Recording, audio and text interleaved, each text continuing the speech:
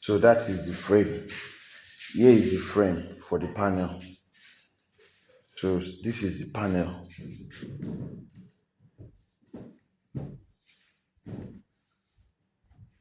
You understand? It's not even like the other panel that I did. The other panel did not have frame. So the frame is being screwed to the panel now. So I'm showing you this video so that you can disassemble it and assemble it yourself.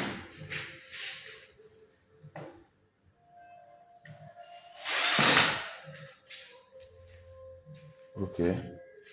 So you have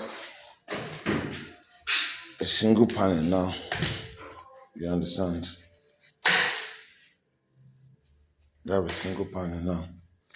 Unlike the other one I first did for you. This one has frame. So you can actually do without the frame, but the design is improving. So that is the CNC. That is the diffused panel to diffuse sound that is being trapped by the panel. So this is what you have.